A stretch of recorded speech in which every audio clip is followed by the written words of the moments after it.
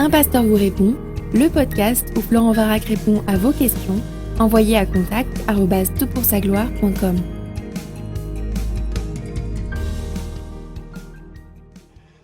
La question est posée, est-ce que la pratique de la méditation pleine conscience, respiration profonde, fait partie de l'occultisme? Ma femme a subi un choc ou traumatisme émotionnel dû à son ancien poste. On parle beaucoup aujourd'hui de la thérapie EMDR. Je crains un lien avec l'hypnose, d'où mon questionnement. Alors, merci pour ta question. J'ai plein d'autres questions qui sont liées aux médecines alternatives. Je t'en lis une autre. Je me demande quelle position avoir face à la médecine alternative, notamment l'aromathérapie avec les huiles essentielles et les plantes, ainsi que l'alimentation, notamment manger cru. Une autre personne encore, bonjour, je voudrais savoir s'il est juste devant Dieu de s'engager dans la voie professionnelle du bien-être et du développement personnel en y pratiquant des techniques telles que l'hypnose thérapeutique ou la sophrologie. Enfin, une autre question, que penser de la lithothérapie au regard de la Bible?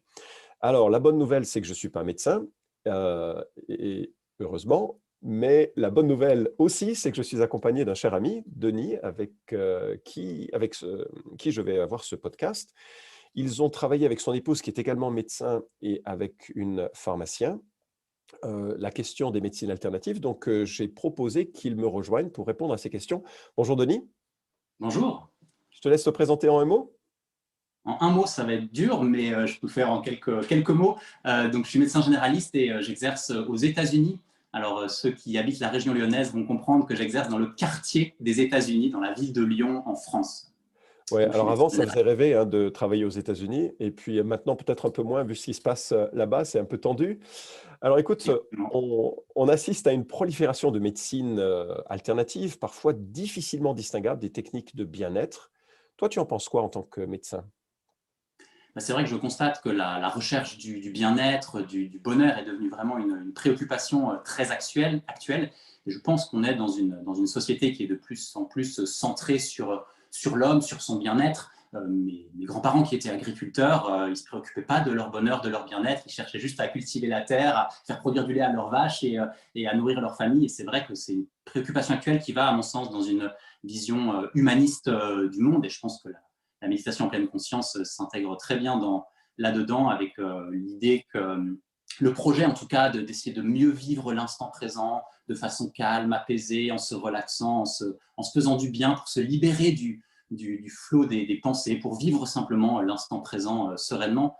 Et je pense que c'est ça qui fait la part belle à toutes les médecines alternatives et qui fait qu'il y a une véritable prolifération des médecines alternatives dans notre société. Il suffit de se balader dans la rue. Moi, c'est ce que je fais dans la ville de Lyon pour voir toutes les plaques qui sont présentes sur les entrées des immeubles. Et par là même, moi, je trouve, en fait, je découvre en fait des médecines alternatives comme ça, des noms que j'avais jamais entendus.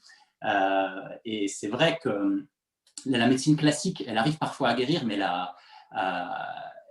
parfois, elle ne peut que prodiguer des soins qui ne vont pas régler définitivement le problème de santé de la personne. Et les médecines alternatives se proposent bien souvent d'aller plus loin, en fait, ou d'être complémentaires à la médecine classique, de repousser les limites, de soigner différemment, de ne pas avoir recours à des produits chimiques de l'industrie pharmaceutique, d'être plus naturel, plus global, plus individuel. Alors justement, quand j'entends ça dans notre conversation avant l'enregistrement, tu me disais qu'il y avait des nouvelles techniques qui émergeaient à peu près chaque semaine. Je sais pas, c'est une exagération ou? J'avais lu ça, en fait, quand on avait fait notre recherche pour la conférence, qu'il y en avait même tous les 3 jours qui apparaissaient Ah, mais c'est dans le peut-être un monde. marché pour moi, peut-être faut que je trouve quelque chose là-dessus. Mauvaise Vas-y. blague, mauvaise blague. Mais est-ce que ça veut dire que tout ce qui émerge est mauvais, faux, il faut le rejeter? Non, pas nécessairement. Alors déjà, peut-être qu'on devrait donner un peu une définition de ce que c'est qu'une médecine alternative ou une thérapie complémentaire ou une médecine parallèle. Et pour être assez large, on pourrait dire que c'est toutes les médecines qui diffèrent de la médecine classique et qui s'appuient sur des moyens diagnostiques ou thérapeutiques qui sont différents. Alors, Euh, vas-y, excuse-moi. oui. Euh, Parfois, on les appelle même médecine douce, ce qui donne l'impression qu'elles sont inoffensives et que ça ne peut pas faire de mal, mais elles sont rarement neutres. Elles s'appuient bien souvent sur des doctrines sous-jacentes, Et donc, voilà, il faut tenir compte de sur quoi est fondée chacune de ces médecines alternatives avant de s'y soumettre. Et j'aime bien dire on dit que c'est des médecines douces, mais il y a au moins une chose qui est dure dans ces médecines douces, c'est le prix. Parce que bien souvent, il peut y avoir un intérêt financier derrière le projet du thérapeute et une sorte de dépendance qui peut aussi s'installer avec le patient. Il faut 4 ou 5 séances pour régler votre problème, monsieur. Et voilà, donc méfiance aussi là-dessus. Ouais. En même temps, oui, la Bible dit que l'amour de l'argent, c'est la racine de tous les maux, et je ne peux pas imaginer que les entreprises pharmaceutiques sont immunisées de ce genre de préoccupations. Donc, c'est vrai que c'est une préoccupation un petit peu plus large. Alors, on va justement s'intéresser avec quelques exemples. Moi, je me souviens la première fois où je suis allé voir un ostéopathe, je lui ai dit, avant que vous me touchiez, expliquez-moi ce que vous faites et comment ça marche. Et il m'a raconté un peu une perspective très mécanique du corps humain, et je me suis dit, bon, ben, ça va. Et effectivement, ça a été très efficace pour une situation qui n'était pas par ailleurs euh, réglée autrement. On a dans les questions des questions d'hypnose. Alors, je me suis fait recadrer par des collègues, enfin des frères en Christ qui étaient médecins et qui utilisaient l'hypnose il y a quelques années lorsque j'ai fait un podcast sur l'hypnose, en me disant non, tu as mal dit les choses, je crois que tu es allé trop loin, il existe une place juste dans l'hypnose en tant que thérapie.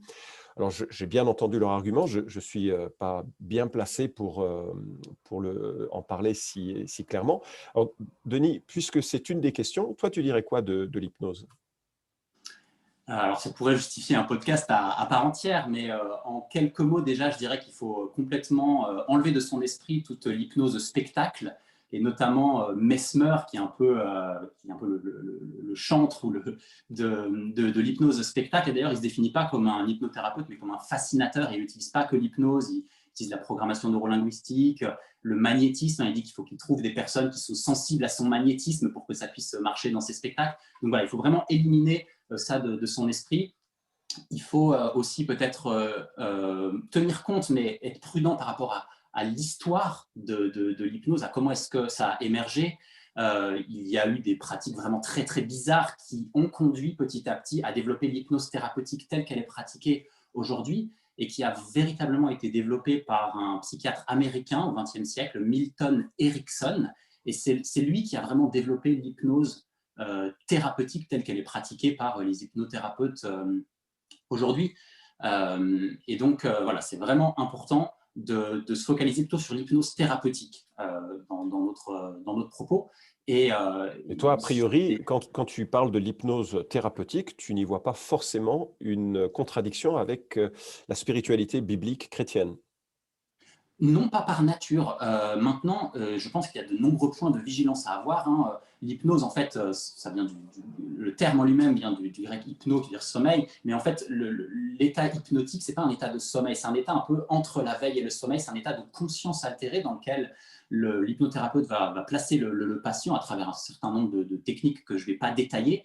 Et dans cet état de conscience altérée, il va pouvoir suggérer à l'inconscient du patient des pensées ou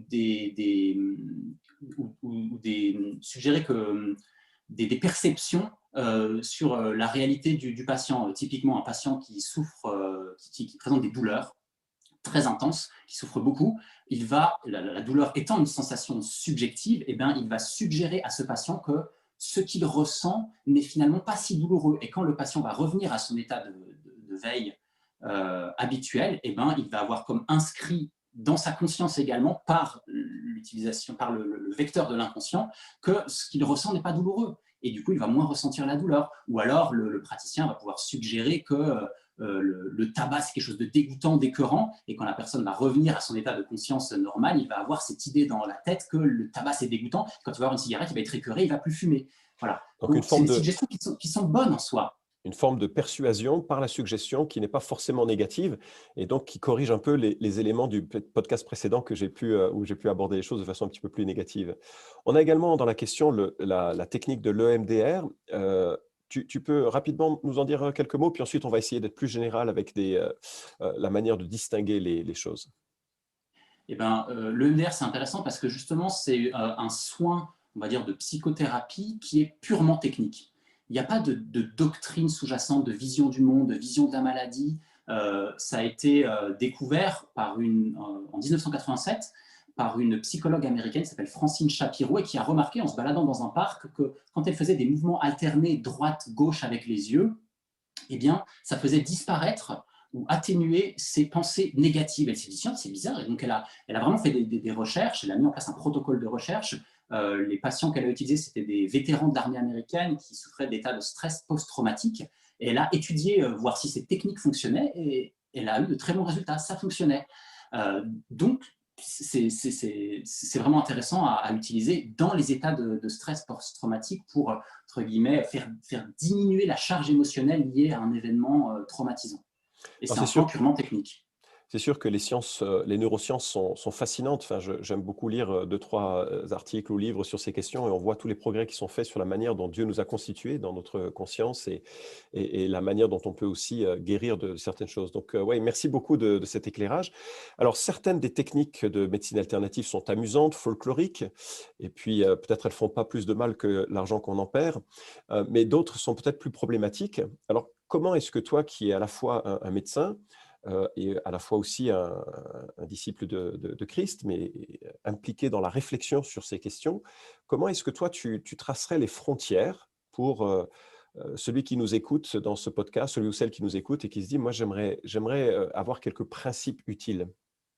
Alors c'est vrai que les médecines alternatives, elles se proposent bien souvent d'être très intégratives, de prendre en charge l'être humain dans toutes les différentes dimensions de son être, physique, psychique, social et spirituel. Et donc, vraiment attention à celles qui ont des prétentions spirituelles.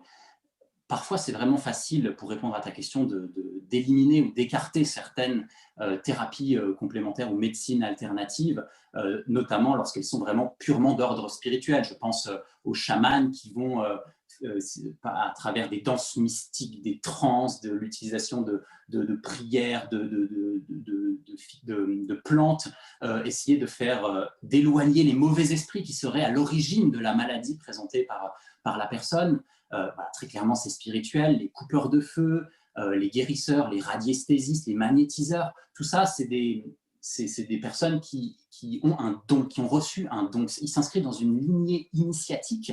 Alors, ça peut être un don inné ou acquis, mais du coup, ils ne savent même pas comment ça fonctionne. Ils appliquent juste, ils mettent juste en pratique le don qu'ils ont reçu. Et Donc là, moi, je fais ça. pour résumer, Oui. tu parles d'un côté de la philosophie spirituelle sous-jacente et deuxièmement, est-ce qu'il y a une transmission spirituelle, un don qui vient de l'au-delà que la personne reçoit et pratique? Oui, et souvent, malgré elles, parfois, ils n'ont même pas conscience de ce qu'ils sont en train de faire. Et d'ailleurs, dans les techniques spirituelles, je classe aussi le Reiki. Et ces personnes-là, ces personnes qui pratiquent les coupeurs de feu, les guérisseurs, ce ne sont pas des gens qui confessent Jésus-Christ. Ils ne guérissent pas ou ils n'apportent pas un soulagement au nom de Jésus-Christ. Et je voudrais citer le premier épître de Jean, chapitre 4, verset 3, qui nous dit « Tout esprit qui ne se déclare pas publiquement pour Jésus n'est pas de Dieu ». Les apôtres, quand ils guérissaient au nom de Jésus-Christ. Et ces personnes-là ne font pas au nom de Jésus-Christ. Si ce n'est pas Jésus, si ce n'est pas au nom de Dieu, c'est que ça vient d'ailleurs. Alors, je vais modérer un petit peu ton propos. Je suis pleinement d'accord avec toi, mais je vois par exemple des gens qui sont mis en exemple, comme à Lyon, Maître Philippe, qui a exercé en tant que thaumaturge au siècle précédent, ou peut-être même 2 siècles, il y a longtemps, et qui aurait eu des effets spectaculaires. Mais la confession de Jésus qu'il mettait en avant n'a rien à voir avec le Jésus de l'Écriture. C'est-à-dire qu'il prononçait le mot de Jésus et il renvoyait à Jésus, mais pas le Jésus de l'Écriture qui était venu s'incarner pour expier nos fautes. C'est-à-dire qu'on était loin de la foi chrétienne. C'est juste pour dire que certaines personnes utilisent la spiritualité ou s'approprient de la spiritualité en Christ sans que ce soit réellement, substantiellement porté par le Christ. Et je crois qu'il faut juste peut-être ajouter Oui. cette pertinence si tu es d'accord. Oui, c'est une distinction qui est très utile. Moi, c'est vrai que je m'intéresse à la catégorie de ceux qui ne sont pas du tout chrétiens et qui ne confessent pas du tout Jésus-Christ. Pour eux, c'est facile. Effectivement, on peut définir une autre catégorie de gens qui se font soi-disant au nom de Christ, mais en fait, ce n'est pas le cas. Et là, ça demande beaucoup plus de discernement et de sagesse. Mais en fait, bon, on va mettre de côté du coup les médecines, on va dire, spirituelles. Pour les autres, en fait, parfois, c'est très difficile, mais ce n'est pas impossible de discerner. Mais ça demande un examen minutieux de la part de la personne qui réfléchit à cette question. Et la première chose que je dirais, c'est que ce n'est pas le critère de l'efficacité qui doit être le moyen d'évaluer une médecine alternative, parce que c'est très subjectif. Les chamans, les rebouteux, les coupeurs de feu, ça marche. Et pour autant, on n'a pas envie de s'y soumettre et d'y avoir recours. Donc, vous voyez, le critère de l'efficacité, il peut être dangereux. Alors, bien sûr, on n'a pas envie de se soumettre ou d'avoir recours à une médecine alternative qui n'est pas efficace et qui ne fonctionne pas. Mais ce n'est pas le critère par lequel on doit aborder les choses, je pense, en tant que chrétien. Moi, je vous encourage déjà à vous intéresser à l'histoire de la thérapie, comment est-ce qu'elle a émergé. C'est des éléments qui sont utiles, alors pas suffisants, mais utiles. J'ai parlé d'hypnose. On ne peut pas réduire l'hypnose à Mesmer, qui faisait des trucs vraiment bizarres avec le fluide magnétique, les crises magnétiques qu'il faisait subir aux gens. Voilà, on ne peut pas réduire l'hypnose à ça. On ne peut pas réduire non plus la médecine classique aux saignées qui étaient pratiquées au Moyen-Âge et discréditer la médecine classique parce qu'il y avait les médecins au Moyen-Âge qui pratiquaient des saignées pour soi-disant soigner les gens en pensant que le sang était quelque chose de mauvais, qu'il fallait l'évacuer. En fait, ils aggravaient les choses. Ça ne discrédite pas la médecine actuelle, mais c'est quand même intéressant de regarder l'histoire. Je vais prendre un autre exemple, la chiropraxie et son inventeur Palmer, dans son projet, et il le dit très clairement, c'était de créer une nouvelle religion. Il le dit aussi clairement que ça. Et il dit qu'il a reçu les informations sur cette technique par Old Dad, grand-papa, mais sans l'appeler Dieu, voilà. C'est vraiment, le projet, c'est une nouvelle religion. Maintenant, aujourd'hui, les chiropracteurs ne se revendiquent pas de la doctrine sous-jacente et appliquent juste une technique qui n'a rien à voir avec le projet initial. Ils appliquent une technique. Mais c'est quand même intéressant de voir quelle est la doctrine et comment ça a pu émerger. Et c'est utile aussi pour savoir est-ce que cette médecine alternative elle a émergé sur la base de l'intuition d'une personne. C'est le cas, par exemple, en grande partie de l'homéopathie, qui est fondée sur 3 grands principes, le principe de similitude, de dilution et de dynamisation. En tout cas, pour le principe de dilution et de dynamisation, Hahnemann, c'est juste une hypothèse qu'il a formulée et qu'il applique, mais sans que ce soit le fruit de l'expérience ou de l'observation. C'est juste ce qu'il pense, c'est son intuition. Pareil pour la lithothérapie, puisque ça faisait l'objet d'une question. C'est vraiment l'idée de soigner des troubles grâce à l'utilisation de pierres qui auraient un pouvoir énergétique, qui agirait sur notre propre énergie. Et en fonction de la nature de la pierre, si c'est de l'ambre, si c'est de l'agate, voilà, ça va agir différemment, que ce soit au niveau curatif ou préventif, mais c'est purement l'intuition. Alors, il n'y a pas d'inventeur initial à ma connaissance, mais voilà, c'est vraiment basé sur l'intuition. Et à l'inverse, on a d'autres thérapies qui sont vraiment basées sur de l'expérience, sur l'observation d'un phénomène. On a parlé de l'EMDR. Francine Shapiro, elle a juste observé ce phénomène, elle l'a étudié, elle a remarqué que ça marchait et il n'y a pas de doctrine problématique sous-jacente. Donc l'histoire, c'est utile, mais ce n'est pas suffisant. Oui, ok. Donc, ni les résultats, ni l'histoire. Je sais qu'on va arriver sur un acronyme alors qu'on s'approche vers la fin de ce podcast qui nous permettra un peu d'être discernant. Mais c'est vrai qu'il y a le folklore qui est à distinguer de ce qui est derrière. Moi, je me souviens que les chamans utilisaient un bâton magique pour faire de la bière et eux seuls étaient habilités à tremper ce bâton magique dans dans le nouveau breuvage parce qu'effectivement, grâce à eux, le breuvage devenait de la bière. Ce que personne ne pouvait savoir, c'est que le bâton, de fil en aiguille, il portait des levures qui, effectivement, lançaient le processus de fermentation. Donc, il y avait le folklore du chaman qui se faisait craindre et respecter, puis il y avait la réalité beaucoup plus prosaïque, beaucoup plus simple, qu'il y a des levures qui faisaient fermenter la boisson, et c'est grâce à ça qu'on pouvait faire de la bière. Ce n'était pas le chaman, c'était un processus physiologique. Donc, justement, comment est-ce que tu as quelques idées qui permettent de discerner ça?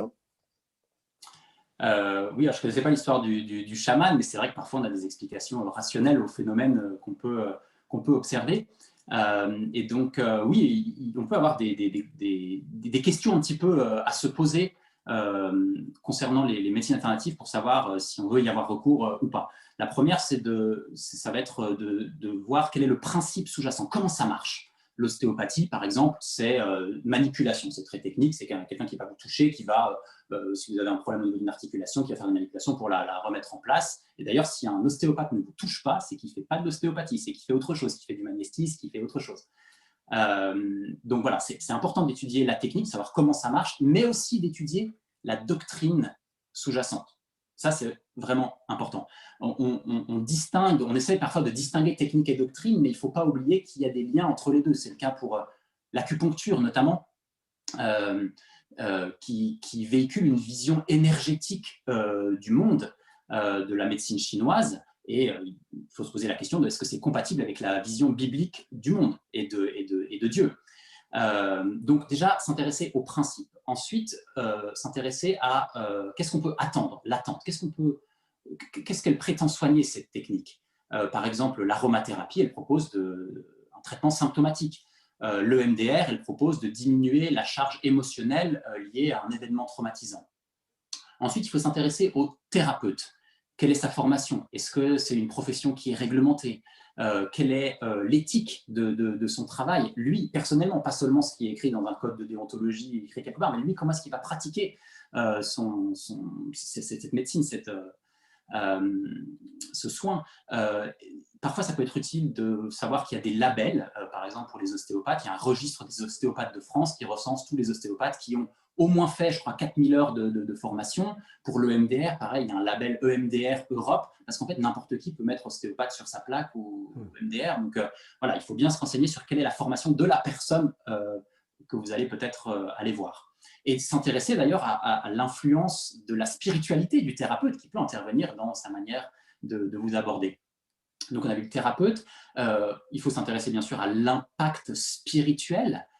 Quelle est la doctrine sous-jacente? Est-ce que c'est compatible avec la vision biblique du monde? Est-ce que c'est spirituel? Est-ce que c'est occulte parfois? Et puis peut-être une dernière question, c'est la question de la confiance. En qui ou en quoi est-ce que je place ma confiance quand j'ai recours à cette médecine? Pour l'aromathérapie, on place sa confiance dans le fait que les plantes ont un pouvoir, ont des principes actifs qui peuvent apporter un soulagement ou une guérison.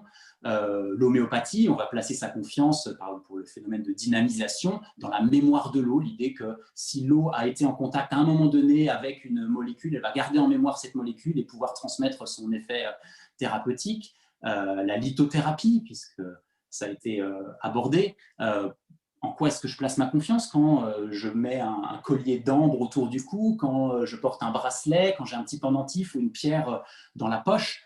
Typiquement pour la lithothérapie, il me semble que ça se rapproche de la superstition, du gris-gris, du porte-bonheur. Ça ne s'explique pas du tout d'un point de vue physique. Et quand on a recours à la lithothérapie, on manifeste qu'on place sa confiance dans l'effet d'une pierre. Et qu'est-ce que ça va donner comme signaux quand on porte un collier d'ambre en tant que chrétien? En quoi est-ce qu'on place notre confiance en ce qui concerne la guérison physique ou voire émotionnelle? Ou c'est dans des pierres ou c'est en Dieu, vous voyez? Ouais, c'est très intéressant. Je me souviens de Jérémie 10,5 qui nous parle des idoles, donc des idoles en bois, des morceaux de bois que les gens adoraient, vénéraient, mais aussi dont ils espéraient qu'ils protégeraient leur quotidien et notamment leur maladie.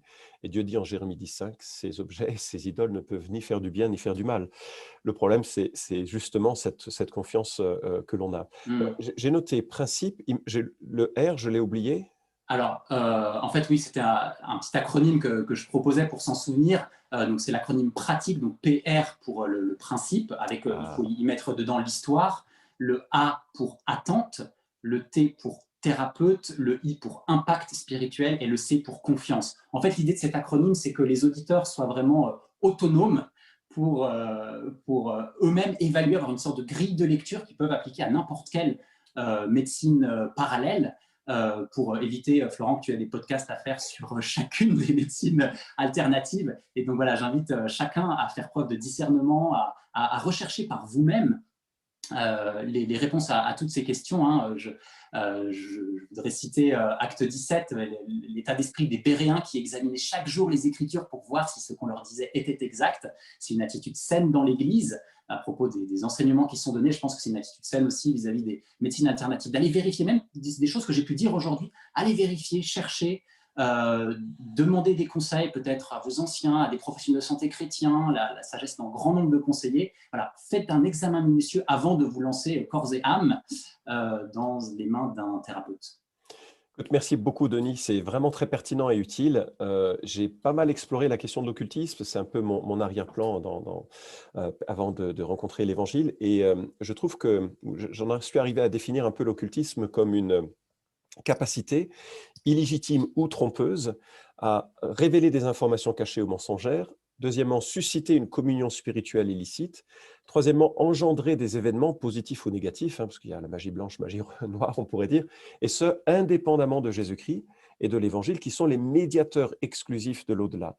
Donc, si vous êtes confronté à une personne qui révèle des informations, non pas par un biais cognitif compréhensible, de manière spirituelle, par des communions avec, soit suscite justement, pour lui-même ou pour vous, une communion spirituelle qui n'est pas en lien avec le Saint-Esprit, qui n'est pas en lien avec un Dieu qui s'est révélé pour que nous soyons en relation avec lui, ou engendrer des événements positifs ou négatifs, indépendamment de Jésus-Christ, vous pouvez vous inquiéter peut-être de ce qui se passe là. Et j'espère que ce court podcast, bien trop court par rapport à l'ensemble des thérapies qu'on pourrait développer ou aborder ensemble, va vous donner quelques clés, quelques billes pour pouvoir cheminer dans apparemment toutes ces pratiques qui naissent tous les 3 jours. Un dernier mot, Denis, ou c'est bon? Pour moi, c'est bon. Un grand merci à toi et puis j'espère avoir répondu à vos questions. Vous pouvez suivre cette chronique hebdomadaire Un pasteur vous répond sur SoundCloud, iTunes et Stitcher.